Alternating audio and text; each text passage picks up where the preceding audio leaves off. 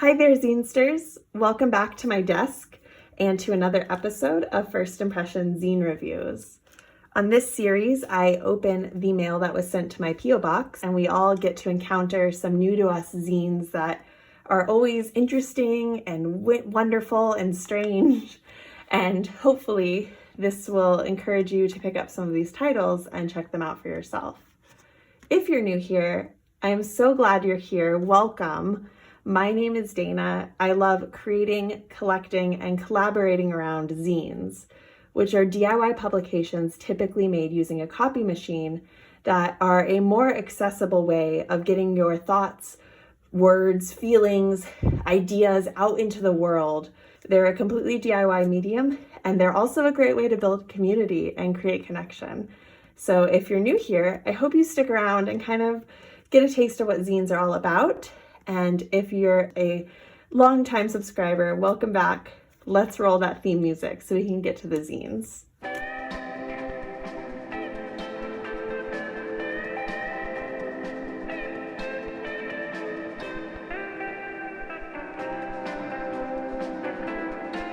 Before I get to the zine mail, I want to hold space for the fear, the pain, the grief that I feel a lot of us are probably feeling right now.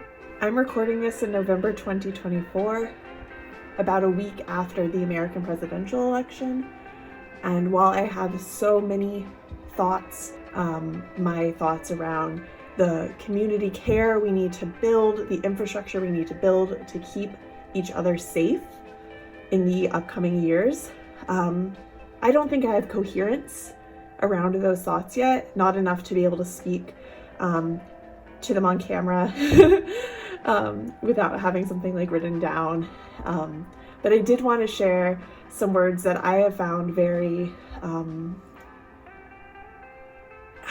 thinking encouraging. Encouraging is not the right word, but some words from the journalist and author Sarah Kendzior that are both encouraging and comforting me, that she wrote in 2016. I want you to write about who you are, what you have experienced, and what you have endured. Write down what you value, what standards you hold for yourself and for others.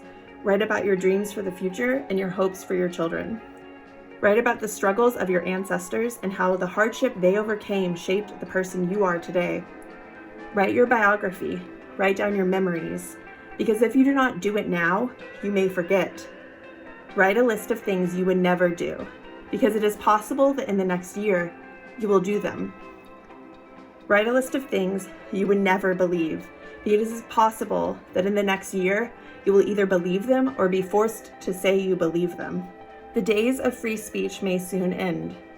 This mirrors Trump's own goal of destroying the United States, and it mirrors the intentions of dictators everywhere, who see people as objects to be manipulated and discarded, and not as real human beings.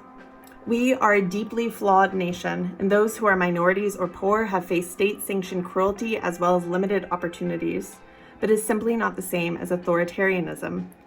Though our speech is often challenged, we can still speak. We can debate each other and come up with ways to improve our country. We can scream at each other and mock each other and tell each other our political choices are terrible. You will miss those days. They may soon end. Authoritarianism is not merely a matter of state control. It is something that eats away at who you are. It makes you afraid, and fear can make you cruel. It compels you to conform and to comply and to accept things that you would never accept, to do things that you never thought you would do. You do it because everyone else is doing it, because the institutions you trust are doing it and telling you to do it, because you are afraid of what will happen if you do not do it, and because the voice in your head crying out that something is wrong grows fainter and fainter until it dies. That voice is your conscience, your morals, your individuality. No one can take that from you unless you let them. They can take everything from you in material terms: your house, your job, your ability to speak and move freely. They cannot take away who you truly are. They can never truly know you, and that is your power. But to protect and wield this power, you need to know yourself. There are many groups organizing for both resistance and subsistence, but we are heading into dark times, and you need to be your own light. Do not accept brutality and cruelty as normal, even if it is sanctioned. Protect the vulnerable and encourage the afraid. If you are brave, stand up for others. If you cannot be brave, and it is so often hard to be brave, be kind. But most of all, never lose sight of who you are and what you value. And to Sarah's point of like writing what we value, writing our stories, writing down now who we are, like that's what zines are all about. That is the importance of zines. And they can, ban every book under the sun, but there will still be zines. They can, Louis DeJoy can dismantle the postal service, but we will still find a way to trade zines with each other. Zines aren't going anywhere, and they're a tool we have to make sure the voices of those who are marginalized by the system are heard, and they're a tool for understanding each other and creating the world we want to see. I'm so glad that I have the communities that I have, and that I'm able to trade zines with y'all, and we're able to talk in letters and in comments, and it just feels great connecting with people, It's a bright light. Anyways, thank you for letting me have a little bit of a soapbox. I think we should dive into these zines now. First up, I want to share the zines that I received via Patreon this month. So these are all Zinesters that I subscribe to. I don't know if I'll feature my Patreon subscriptions every single month. I'm excited to share them when they kind of line up with when I'm filming, if that makes sense. I don't think that was a grammatically correct sentence, but I think you get the point. I'll feature them when I can. So I have the newest issue of Snake Pit. It's one of my favorite bath time reads. I'll take a bubble bath and read an issue of Snake Pit because it's just kind of, it's soothing reading about the everyday happenings of someone's life. This issue of Anxious Critters, number 2, by Alex O'Keefe, is the Zine a Month Club pick this month. And I have Anxious Critters number 1. It was also a Zine a Month pick. And this is such a great companion to that zine. I love the illustrations and graphs that Alex includes. There's even some little comics in here. And while I don't think I'll ever be a rabbit parent, I'm so excited to learn more about rabbits and the care and keeping of them in this zine. I received 7 household objects that articulate how I feel about the election from Shay Merck. And yeah, I feel like that kind of sums up how I've been feeling. A haunted, deflating balloon trapped in the corner of a room, a bag of garbage, exhausted, a neglected houseplant. Yeah, that's the election. That's the past couple weeks. Yeah, it's great to have a zine mirror your own feelings, to feel that sort of commiseration. And then last but certainly not least, this incredible, beautifully shiny sticker that says trans people belong here. Hell yes, they do. This beautiful paper moth. And then What's in a Name are all from Elliot Giannini of Craft or DIY. And this zine is about Elliot's recent name change. So glad to add this to my ever-growing craft or DIY collection. All right, let's see what Morris sent us.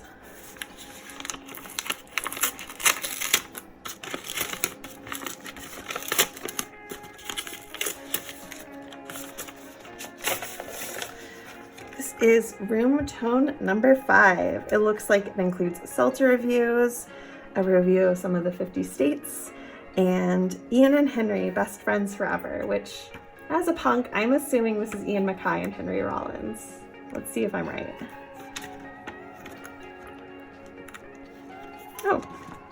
It says that, I found a note inside. If you want your own copy of this zine, you can email Kurt at roomtonezine@gmail.com. And the zines are $3 or up for trades. I was right. I'm a big fan of both Ian and Henry, so that'll be a great read. I'm also extremely curious, as someone who lives in Kansas City, Missouri, what Kurt has to say about Missouri, as well as Kansas. although it appears Kansas might be in part 1. So not only am I excited to dig into room tone number 5, but I might need to find a copy of room tone number 4 as well. Thank you so much for sending me this, Kurt. This autumnal envelope comes to us from Sierra. Oh, I love this sticker. It says zines inside for your enjoyment. All right off the bat, there's some cute puppies. This is good dog number 4, which appears to be a mini about good dogs, good boys. I'm here for it. The Zinester, which appears to be a little mini perzine. And I turned right to this page. It says, I am a zinester because I say so. Zines are a sort of rebellious medium. Zines do not, nor care for an authority to allow them to be. Hear, hear. So much better now. Which appears to be a little comic about mental health. Gosh, you sent me so many, Sierra. Thank you. Wow. They keep going and going. Bonus round number 4, which appears like it might be another perzine. Love to see it. Humans out of water. Oh, gosh, this colorful, bold photography is just beautiful. Speaking of beautiful, wow, the beautiful story view looks like it has some just truly lovely collage. And last but not least, a little thank you. Well, thank you. I'll read this note off camera. But thank you, Sierra. Wow. What a haul, an absolute haul of mini zines. These are all just tremendous looking. Thank you. All right. Got another envelope from Dave. Like I said last time, it would not be a Zine Reviews first impression P.O. box opening without something from Dave.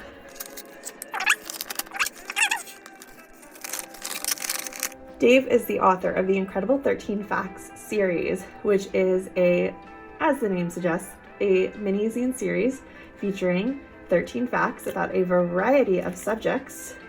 And here we've got Dracula and Starry Night. They also sent me this beautiful postcard. I love their drawings so much.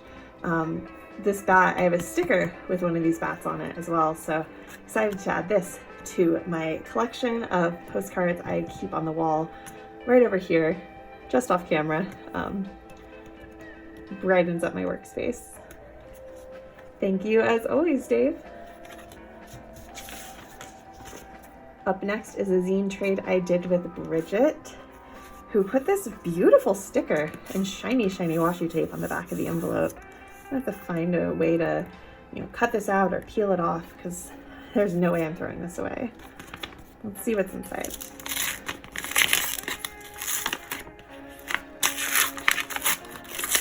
Is the sound of an envelope opening like ASMR for anyone or just me?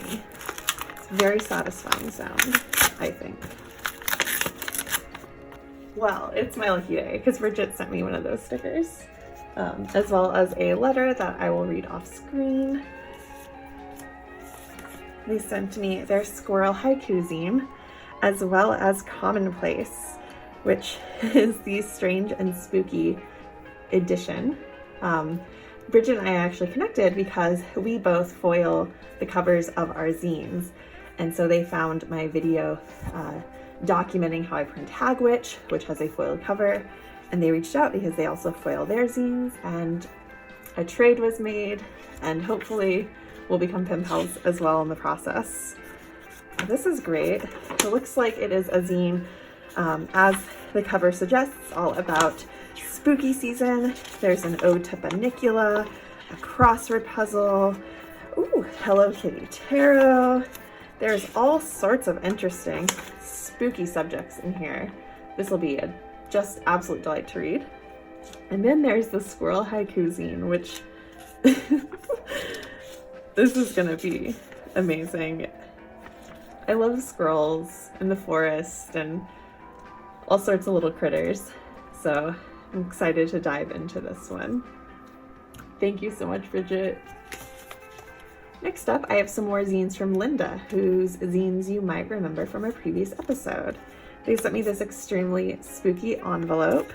It has a little ghost friend peeking out inside, as well as this wonderful confetti-filled set of mini zines. They shared Nutty and Wordy, which is a heavily collaged and stenciled zine about, I believe, this little squirrel and this frog, and then their Halloween Hallowzine. Thank you so much, Linda. It's always a pleasure to trade zines with you. Speaking of envelope ASMR, this padded mailer has a wonderful crunchy sound. Let's cut it open though and see what Sarah sent us.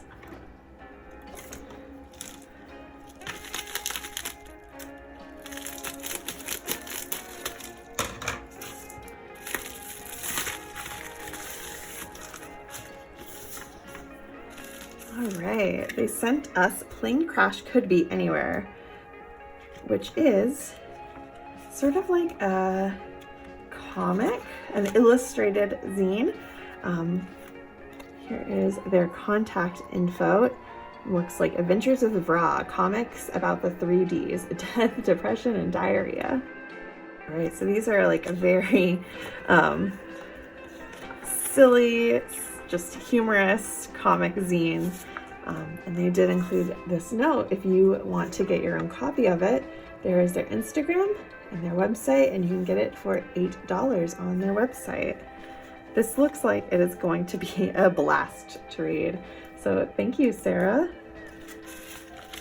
All right, next up are some zines I purchased. These came all the way from the UK, from the Zine editor. Yes.